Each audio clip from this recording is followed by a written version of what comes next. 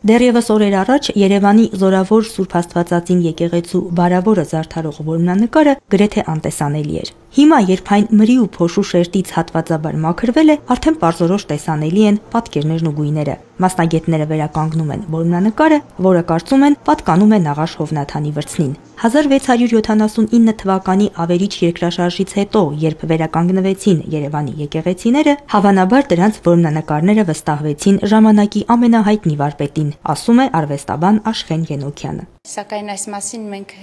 հիշատակություն այդպիսի որևէ չունենք, զուտ ենթադրություն է, որ հավանաբար այս որմնանկարը ևս պատկանում է Նաղաշ Հովնաթանի վրձնին։ Նաև համեմատում են առավել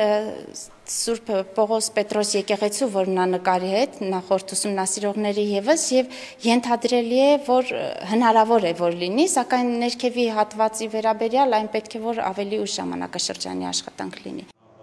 Նախքան վերականգնումը կատարվել են ուսումնասիրություններ, որի հիման վրա էլ մասնագետների կողմից կազմվել է աշխատանքների գիտանախագծային փաթեթ։ Այն հաստատվել է Հայաստանի Հանրապետության Կրթության, Գիտության, Մշակույթի եւ Սպորտի նախարարության եւ Մայր Աթոռի կողմից։ Վերականգնումն իրականացնում է Restart 1 սահմանափակ պատասխանատվությամբ ընկերությունը Ամարյան բարեգործական հիմնադրամի հովանավորությամբ։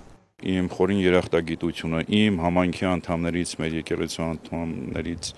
փոխանցել Ամարյան բարեգործական հիմնադրամին, ովքեր ոչ միայն այս սրբապատկերի վերականգնման հովանավորներն են, արդեն 2 տարի է իրենց մեծ նվիրատվությունը եւ լուման ունեն Զորավոր եկեղեցու կյանքում եւ առավել եւս արև երեխաների հասարակական կազմակերպության կյանքում։ Որմնանկարը ինքը ամբողջովին մրի մեջ պատված էր ու բավականին վթարային վիճակում, կտորներ կային, որ արդեն թափվել էին, կար որ մոտակա ժամանակները կթափվեին, եթե միջամտություն չլիներ վերականգնման։ Մաքրում ենք հիմնականում սև մրի շերտն է, մրի շերտի տակ մի շերտ էլի, այտենց քարացած կեղտի շերտ կա, հետո մի 2 անգամ ամենակիչը եղել է վերանկարումներ, ինչ որ ռեստավրացիաներ նախկինում։ Նու մասնակի է դրանք էլ կհեռացնենք այն վայրերում, որտեղ որ օրիգինալը պահպանված է, որովհետև նախկին ժամանակներում այդքան չեն կորուստների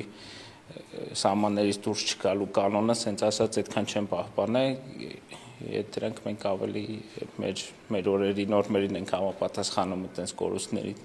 Որմնանկարում պատկերված ավետարանական մի քանի տեսարաններն ամբողջության մեջ ներկայացնում են քրիստոնեությունը որպես հաղթանակած կրոն, ասում է արվեստաբանը։ Վերին հատվածում ներկայացված է Աղոտ Գեթսեմանիու տեսարանը, կենտրոնական հատվածում Տիրամայր նման կանհետ։ Նրանից ձախ Ստեփանոս Նախավկանը ներկայացված եպիսկոպոսական հանդերձանքով, նրա ձեռքին տիրագունդն է խաչակիր, իսկ խաչակիր տիրագունդը քրիստոնեության հաղթանակն է աշխարհում, իբրև աշխարհակալ կրոն է ներկայացվում քրիստոնեությունը։ Տիրամոր մյուս կողմում ներկայացված է արդեն Հովանես Մկրտիչը։ Նրա ձեռքին խաչվառն է, որը կրկին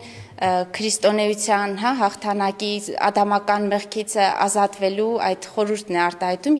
Ըստ մասնագետների, որմնանկարի վերականգնումը կտևի մոտ 2 ամիս։ Սոնա Խաչատրյան, Մեսրոպ Ավետիսյան, Եկեղեցական կյանք։